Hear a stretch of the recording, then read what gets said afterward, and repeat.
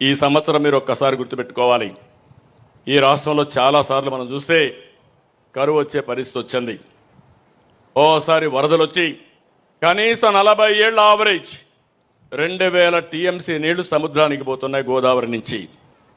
నేను ఆ రోజు పట్టిసీమను తీసుకొస్తే ఆనాటి ప్రతిపక్షం ఎన్ని విధాలుగా నన్ను విమర్శించాలంటే విమర్శించారు. పట్టిసీమ ఒట్టిసీమ అన్నారు, పట్టిసీమ దండగా అన్నారు. ఎక్కడ నీళ్లు పెడతారని అడిగారు. 80 టీఎంసీ నీళ్లు తెస్తారు, తీసుకొచ్చి ప్రకాశం బ్యారేజ్ అంతా 2 టీఎంసీ 4 టీఎంసీ ఉంటుంది. ఎక్కడ పెడతారంటే నేను చాలా వివరంగా చెప్పాను. ఆ నీళ్లు వస్తే పొలాలకు వెళ్తాయి. ప్రతిరోజు ఒక 14-15 వేల టీఎంసీ నీళ్లు కావాలి. అక్కడ నేను తెచ్చేది 8 టీఎంసీ నీళ్లు తెస్తామంటే ససేబరా వద్దంటే వద్దు, చేయకూడదు, మీకు పేరు రాకూడదని అడ్డం పడే పరిస్థితికి వచ్చారు. నేను ఆ రోజు భయపడి ఉంటే ఈ 10 సంవత్సరాలు కృష్ణా డెల్టా ఏమయ్యేదో మీరు ఒక్కసారి ఆలోచించమని మిమ్మల్ని అందరినీ కోరుతున్నా. నాకు కొన్ని అనుభవాలు ఉన్నాయి. మొట్టమొదటిసారిగా నేను హైదరాబాద్లో ఉన్నప్పుడు సమైక్య ఆంధ్రప్రదేశ్ కోసం హైటెక్ సిటీ కట్టాను.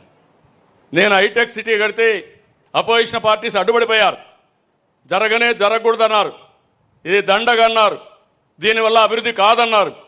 కానీ నేను ఇనుంటే నేను చేసేవాడిని కాదు, ధైర్యంగా ముందుకు పోయాను.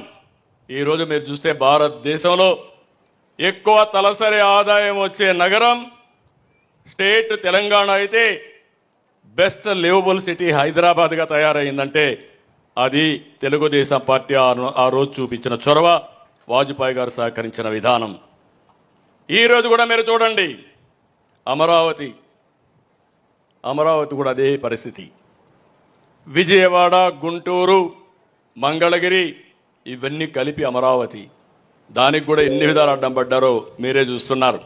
కడాన 99.5% రైతులందరూ భూములు ఇచ్చారు.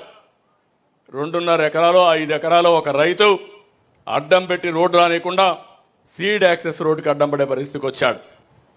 ఎన్ని చెప్పినా వినకపోతే కడాన ల్యాండ్ ఎక్విజిషన్కి ముందుకు పోయి, అది కూడా ఆయన తప్పు కాదు, అపోజిషన్ పార్టీలో ఉండే వ్యక్తులు వాళ్ళని ప్రోత్సహించి ప్రేరేపించి రోడ్డు వస్తే మంచి పేరు వస్తుందని.